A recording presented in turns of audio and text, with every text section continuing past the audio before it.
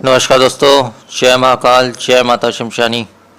आज की वीडियो में धन प्राप्ति का अचूक और बहुत ही उच्च टोटका बता रहा हूँ, जो कि करने में बहुत ही आसान है और ये 100% फ़ायदा देता ही देता है।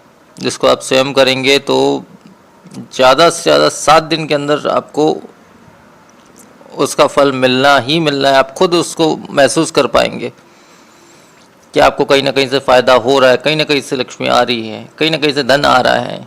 इस चीज़ का आपको फ़ायदा मतलब ये चीज़ आपको स्वयं ही महसूस हो जाएगी मात्र 7 दिन के अंदर। और अगर नहीं होता है तो उस चीज़ को विसर्जित कर देना। तो तय कहूँगा तो वो विशेष उपाय और टोटका मैं आपको बता रहा हूँ। इस टोटके को आपको गुरुवार के दिन करना है, थर्सडे के दिन करना है, शाम के समय, शाम के संध्या के समय आप कर लीजिए 6-7 बजे तकरीबन। तो उस समय उस दिन सबसे पहले घर का अच्छे से, जहाँ पे भी आपका निवास स्थान होगा, अपने घर का अच्छे से साफ सफाई कर लीजिए। और ख़ास तौर से मुख्य द्वार आपका जो होगा, आपके घर का जो मुख्य द्वार होगा, जहाँ से आप प्रवेश करते हैं या बाहर जाते हैं, जो मेन द्वार होगा आपका, मुख्य द्वार होगा, उस द्वार का, उस स्थान का बहुत अच्छे से आप सफाई कर ले, साफ सफाई कर ले। और पूरे घर में गंगा जल का छिड़काव कर ले, पवित्र कर ले पूरे घर को।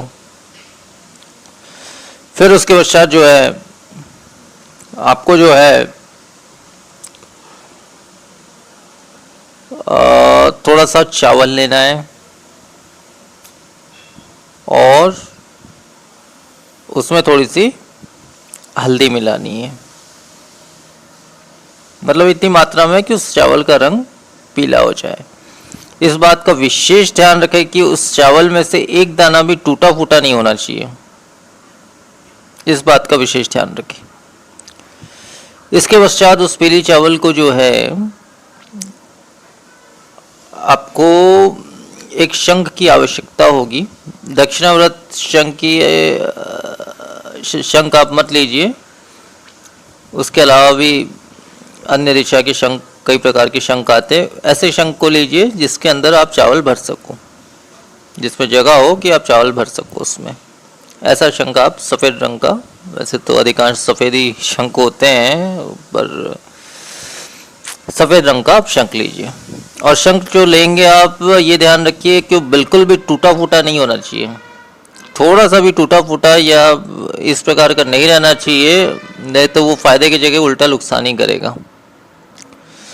तो अब आपको जो है पहले दिन आपको मतलब गुरुवार के दिन, जिस दिन आप इस क्रिया को कर रहे हैं, उस दिन आपको ये पीली चावल बना के रखनी है। एक मुट्ठी पीली चावल बना लें आप। पीली चावल के साथ में कोई भी सिक्के, जो सिक्के आते हैं, 1 रुपये का हो चाहे 2 रुपये का हो, जैसा भी जो सिक्के हैं, 7 सिक्के करेक्ट, उसमें 7 सिक्के, 7 से न ऊपर होना चाहिए ना कम होना चाहिए। 7 सिक्के उस चावल में आप मिला लीजिए। एक मुट्ठी चावल में आप थोड़ी सी हल्दी मिला लीजिए, उसका रंग पीला कर लीजिए, उसमें 7 सिक्के आप मिला लीजिए। उसके पश्चात अगर आपके घर में कोई लक्ष्मी यंत्र या फोटो स्थापित है तो वहाँ पे आप एक घी का दीपक जला लीजिए। और नहीं भी है तो कोई बात नहीं, आप एक घी का दीपक जला के लक्ष्मी का जो बीज मंत्र होता है, श्रीम, इस मंत्र का 1100 बार आप पाठ करें। 1100 बार पाठ करने के पश्चात उस चावल को और सिक्कों को इसी मंत्र से अभिमंत्रित करके आपको जो है उस शंख के अंदर भर देना है। जहाँ तक भर सकते हो आप भर देना है।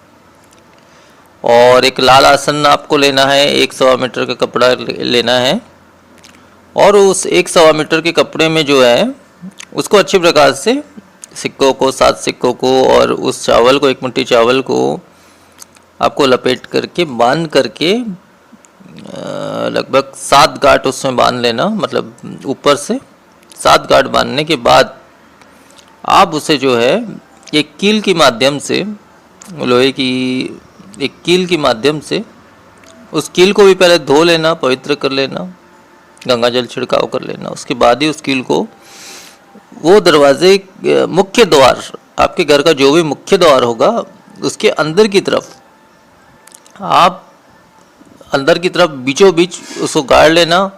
और गाड़ने के पश्चात उस यंत्र को, मतलब उस वस्तु को जो है उसके बीचों बीच टंगा देना।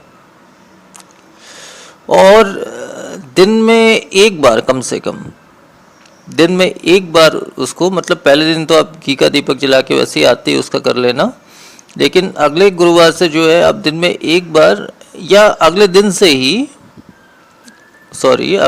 ही दिन में एक बार कपूर की, 2 टोक कपूर की टिकिया आप ले लीजिए छोटा छोटा, और उसको आप जला के किसी भी पात्र, किसी भी बर्तन में जला के जो है, या किसी भी दिए में जलाकर आप जो है उसकी आरती उतार लेना। रोजाना शाम के एक ही वक्त करना है। तो फिर इससे आप जो है, आपकी बरकत जो है, आपके घर की आवक जो है वो हज़ारों लाखों करोड़ों गुना बढ़ जाएगी। मतलब ऐसा नहीं कि एक ही दिन में बढ़ जाएगी, वो समय के साथ में बढ़ते चले जाएगी। और लगभग इस क्रिया को वैसे तो एक ही बार करना है, लेकिन लगभग 1 से 1.5 साल में, मतलब 1 साल जैसा हो गया तो इस क्रिया को पुनः आपको करना है। तो बस इतना ही आपको करना है। इसके अलावा इसमें कोई भी ना नियम है, ना कोई अन्य चीज़ें हैं। बस थोड़ा शुद्धिकरण का ध्यान रखना है। मतलब जिस स्थान पर आपने उस सामग्री को स्थापित किया है, उस स्थान पे आपको शुद्धिकरण इत्यादि का ध्यान रखना है थोड़ा सा। बस इतना ही उपाय है और इतना ही विधान है। तो आज की वीडियो में फिर इतना ही। नमस्कार।